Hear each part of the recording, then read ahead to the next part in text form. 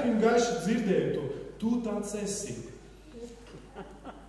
Bet es, ziniet, es nesaprotu, un es nevaru jau lūgt tālāk, jo es pieceļos, esmu tāds kristietis, 6 no rīta es jau esmu stāvu Dievu priekšā, lūdzu viņam, bet viņš man saka, tu tāds esi, tu esi ļoti vājs sirds. Jā.